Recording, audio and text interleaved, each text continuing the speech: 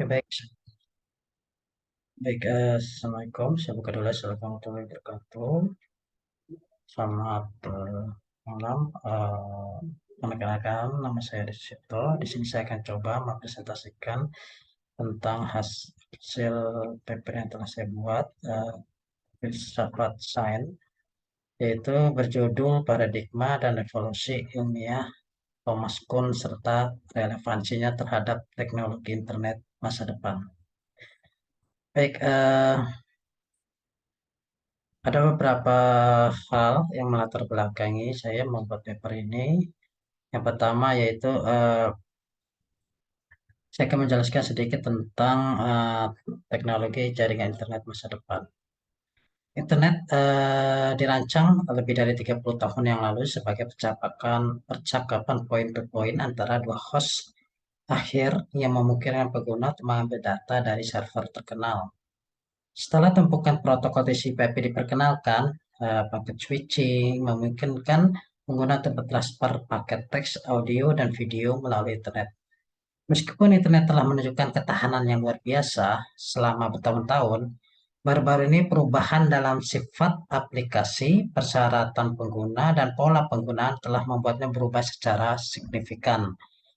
Nah, berdasarkan permasalahan di atas, para peneliti terpacu untuk menemukan arsitektur alternatif yang efisien untuk internet yang secara inheren akan mendukung komunikasi yang berpusat pada konten. NDN merupakan rancangan arsitektur jaringan internet masa depan.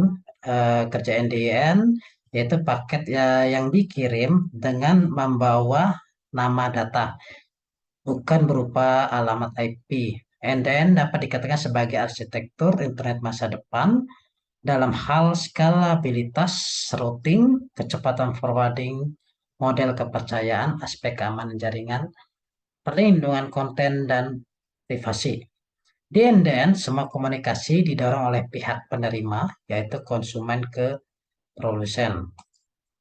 Nah, berdasarkan permasalahan, menurut Thomas Kuhn, ya, ilmu pengetahuan tidak bersifat ya kumulatif, tetapi reversioner dan berkembang secara historis. Nah, ilmu pengetahuan juga tidak terlepas dari paradigma, di mana paradigma ini dapat terus berkembang, ya, dan dipertentangkan sampai akhirnya bisa melahirkan paradigma baru jika paradigma lama tidak cukup untung menampung pandangan terhadap input yang dianggap terlalu reversioner. Ini berdasarkan Mahayana 2018 dan Kuhn 1962. Jadi tujuan dari penulisan ini adalah untuk memberikan gambaran dan informasi mengenai hal yang berkaitan dengan perkembangan teknologi jaringan internet yang merubah paradigma yang sedang berjalan saat ini. Dan juga ulasannya ditinjau dari pandangan filsafat ilmu, khususnya menurut pandangan Thomas Kuhn. Baik, sebelum ngebahas tentang hubungannya dengan relevansinya dengan Thomas Kuhn, maka di sini akan jelaskan sedikit ya. Bahwa yang kita tahu tadi saya sudah jelaskan bahwa jaringan internet ini sekarang berbasis konten. Jadi kebutuhan informasi dalam bentuk data konten. Sebagai contoh di sini salah satu contohnya itu YouTube, Instagram, Netflix, iTunes maupun yang lain dari berbasis konten. Nah, sebelum saya jelaskan teknologi NDN yaitu jaringan internet masa depan, sini akan jelas akan visualisasi atau mekanisme yang ada di IP yang sekarang sedang berjalan ya. Ya, kalau lihat gambar di sini, kalau sebelah kiri ya, di sini menjelaskan bahwa jika konsumen dalam hal ini klien, jika ingin merequest suatu data, dia akan melalui switch ya, beberapa switch sampai dia menuju ke produser dalam hal ini server ya. Jadi dari consumer dia jika ingin mendapatkan suatu data dia akan langsung melalui jaringan router kemudian langsung ke produser. Kemudian dari situ produser atau server ini akan merespon dengan mengirim paket data berdasarkan request tadi. Nah, ini melalui jaringan yang tadi ya. Dari produser dia lari melalui jaringan, kemudian ke konsumer. Nah, hal-hal seperti ini ya eh, pasti membuat jaringan sibuk. Nah, ini dicontohkan lagi gambar yang selanjutnya yaitu jika konsumer tadi sudah meminta sebuah data ya, yang datanya sama dengan yang diminta oleh konsumer yang kedua, maka prosesnya sama seperti tadi. Jadi melalui jaringan, kemudian langsung mengarah ke server, kemudian server mengirim kembali. Nah, jika ada beberapa komputer yang request data yang sama, nah ini sangat sekali membuat sibuk sekali jaringan ya. Nah, ini menjadi suatu masalah ya. Nah, di dalam name data network sendiri ini ada beberapa yang bisa dijelaskan yaitu yang pertama NDN ini adalah suatu arsitektur jaringan yang paradigmanya itu melalui berbasis atau berpusat pada data konten ya. Nah, data permintaan data ini ya eh, sebuah jadi berdasarkan dari permintaan konsumer yaitu berupa konten. Jadi bukan berupa sebuah alamat ya, alamat server. Kemudian di sini juga produser dia merespon berdasarkan permintaan tadi dan data tersebut sudah otomatis tersimpan di dalam router ya. Jadi tidak harus ke server lagi. Nah, mungkin kita lebih jelasnya ini dijelaskan pada gambar berikut yaitu kalau tadi visualisasi dari mekanisme IP. Nah, ini adalah visualisasi mekanisme end-to-end. Di gambar sebelah kiri yaitu jika konsumer yang pertama dia merequest sebuah data, misalkan di sini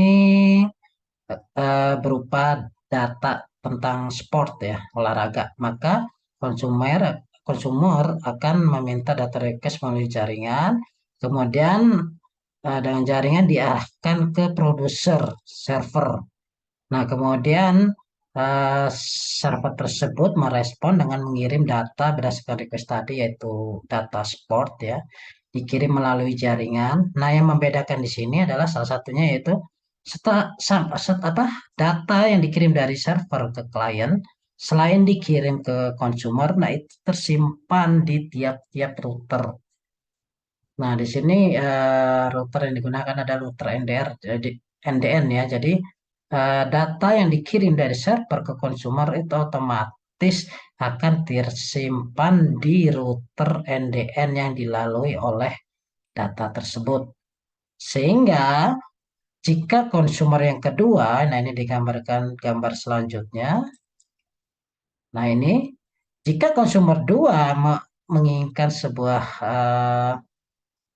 data yang sama itu tentang olahraga, maka ketika konsumer itu merequest data tersebut, nah di sini yang membedakan dengan IP tadi, dia tidak harus langsung ke server lagi ya, jadi nggak harus ke server lagi, karena data tersebut sudah tersimpan di router yang terdekat. Nah ini kalau dilihat di gambar sebelah kanan, ketika konsumer merequest, maka router pertama langsung merespon dan mengirim data tersebut. Ini kalau bisa di sini dicontohkan, jadi tidak harus ke server. Jadi dia ketika minta sudah tersimpan di router.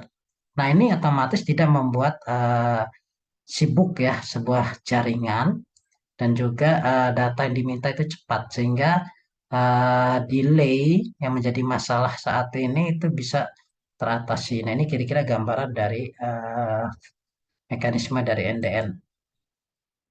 Nah, kalau dilihat dari sendiri di sini adalah taksonomi dari NDN. Jadi ada beberapa bagian di sini. Jadi di sini terbagi menjadi tiga, yaitu sistem arsitektur, sistem service, dan juga application. Nah, di dalam sistem arsitektur sendiri ada tiga, yaitu naming, paket struktur, dan router structure ya. Nah, di naming sendiri di naming sendiri ini lihat ada struktur namingnya, kemudian paket struktur ini di dalam NDN ini terdiri dari dua paket, yaitu paket interest ya dan juga paket data. Kemudian kalau di struktur router sendiri itu di dalamnya ada content store ya atau CS, kemudian pending interest table PIT dan juga FIB forwarding information base. Kemudian di sistem service ini sendiri ada routing, store forward, security dan juga mobility. Nah, di store and forward itu ada caching dan forwarding. Nah, di forwarding sendiri ada scalable forwarding dan forwarding strategi management application. Ini adalah gambaran dari taksonomi NDN. Oke, nah di router NDN sendiri itu memiliki tiga komponen utama, yaitu content store, forwarding, information base atau FIB, kemudian pending interest table atau PIT. Pada gambar berikut adalah interest dan penulisan data pada router NDN. Nah, eh, kalau dilihat dari perkembangan ilmu pengetahuan menurut Thomas Kuhn, ya, menurut Thomas Kuhn bahwa ilmu pengetahuan tidak bersifat kumulatif, nah, tetapi bersifat revolusioner dan berkembang secara historis. Ilmu pengetahuan juga tidak terlepas dari paradigma, di mana paradigma ini dapat terus berkembang, dana dan dipertentangkan sampai akhir bisa melahirkan paradigma baru. Jika paradigma yang lama tidak cukup untung menampung pandangan terhadap ilmu pengetahuan yang dianggap terlalu revolusioner. Paradigma adalah suatu pandangan yang dapat dipengaruhi ya oleh latar belakang ideologi, otoritas, dan fanatisme mendasar tentang inti persoalan ilmu pengetahuan. Nah, siklus perkembangan ilmu pengetahuan menurut Thomas Kuhn atau dikenal dengan sebutan revolusi ilmu pengetahuan atau scientific revolution meliputi 5 tahap, yaitu yang pertama yaitu step pertama yaitu pre-paradigm ya, kemudian step 2 normal sign, step 3 anomaly, kemudian step 3 yaitu crisis and emergence of scientific theory, kemudian yang tahap yang terakhir yang kelima yaitu scientific revolution. Nah, perkembangan name data network jika ditinjau dari sudut pandang filsafat ilmu ya. Jadi memang proyek NDN ini merupakan pengembangan estetik terbaru yang didorong oleh NSF pada September 2010 sebagai salah satu dari 4 proyek di bawah program Arsitektur Internet Masa Depan. Nah, NIM Data Network dikatakan dapat memberikan kekuatan dan dapat mengatasi kelemahan arsitektur komunikasi point-to-point berbasis host internet saat ini untuk mengakomodasi pola komunikasi yang muncul secara alami. Nah, kalau dari sudut filsafat ilmu yaitu Thomas Kuhn ya, tahapannya yaitu di bagian pertama pra paradigma atau pre-paradigm, bahwa selama manusia berada di planet ini kita telah menemukan bentuk-bentuk komunikasi ya, dari sinyal asap, kemudian burung merpati ya, kemudian yang dikasihkan sebagai kuring sehingga komunikasi telepon dan email yang terus menerus berevolusi dengan satu sama lain. Jadi berkembang ya di tahun 1831 ketika elektrik telegram ditemukan. Nah, sementara pos ada sebagai bentuk komunikasi sebelum saat ini itu adalah teknik listrik pada abad 39 memiliki dampak revolusioner. Paradigma yang pertama itu pre-paradigm atau itu step pertama. Nah, kemudian berkembang ke tahap selanjutnya yaitu normal atau normal sign bahwa telepon ditemukan ya pada tahun 1849, nah, pada tahun 73 Motorola membuat ponsel yang memulai perkembangan mengubah komunikasi. Kemudian pada tahun 96 Nokia dengan keyboard QWERTY-nya ya. Kemudian pada 2010 sebagian besar ponsel Android sudah menggunakan layar sentuh. Ini perkembangan jaringan ya. Kemudian dengan Steve Jobs mengungkapkan iPhone pertama di dunia dan Apple membuka jalan bagi estetika smartphone modern. Nah ini. Nah selanjutnya di internet adalah salah satu penemuan paling berpengaruh ya sepanjang masa menjadi infrastruktur komunikasi global dengan hampir 2 miliar pengguna saat ini dan masa depan yang menjanjikan untuk menghubungkan lebih banyak pengguna komputer di dunia, telepon dan sensor. Berkembang ya tanpa teknologi yang berkembang ya dari kabel berubah jadi kabel tembaga berubah menjadi serat optik, kemudian berkembang yang multi wireless ya tanpa kabel, contohnya WiFi, WiMAX, dan juga jaringan sensor. Nah, ini sangat berkembang ya. Kemudian terjadi anomali ya, perkembangan ya di tahap selanjutnya. Di pertengahan 90-an, internet memiliki dampak revolusioner pada komunikasi. Jadi berkembang teknologinya yang uh, awalnya hanya berupa email, kemudian instant messenger, ya kemudian VoIP berkembang menjadi video dua arah, dan bisa video call, ya bisa diskusi, kemudian social network. Nah ini jadi perkembangan dinamakan dari 1G, 2G, 3G, 5G, sampai saat ini mungkin 5G ya. Kemudian dikembangkan lagi 6G ke depannya. Nah ini terjadi anomali ya, perubahan-perubahan perkembangan ya. Nah, tahap saja itu terjadi krisis ya. Jadi krisis ya. Jadi pada tahap ini ya menyampaikan perlu adanya penggalian metode baru untuk menanggulangi metode lama ya. Nah kita tahu bahwa sekarang jaringan berbasis konten, jadi perlu ada pengembangan. Nah, makanya NDN ya, yang terkait dengan CCN yaitu berbasis konten, ya, jadi jaringan berorientasi data ya adalah arsitektur internet masa depan ya yang diusulkan terinspirasi oleh bertahun-tahun penelitian empiris penggunaan jaringan dan meningkatnya kesadaran akan masalah yang belum terpecahkan dalam eh, arsitektur yang menggunakan IP. Nah ini eh, jadi berkembang ya basisnya IP kemudian berubah menjadi eh, NDN ya yang berakar pada content centric network ya pada tahun 2006 ya. Jadi Jacobson ini mengusulkan bahwa IP arsitektur jaringan host centric saat ini diubah menjadi arsitektur jaringan data centric atau NDN ya, name data networking. Nah, jadi mulai tahap-tahap yang sudah dijelaskan tadi, terjadilah revolusi ya. Jadi revolusi ilmu pengetahuan atau sains normal baru ya, atau new normal science. Nah, pada tahap ini terjadi revolusi dalam jaringan internet yang ditujukan untuk masa depan. Jadi NDN telah merubah paradigma jaringan yang awal berbasis IP, namun telah berubah menjadi berbasis konten. Jadi konsep internet di masa depan lebih mengedepankan konten dengan menekan delay dalam pengiriman datanya. Jadi NDN ini merupakan konsep internet masa depan berbasis konten yang merubah paradigma penggunaan. Kira seperti itu. Lem data network dapat dikatakan sebagai arsitektur internet masa depan sehingga peluang penelitian masih terbuka luas saat ini ya.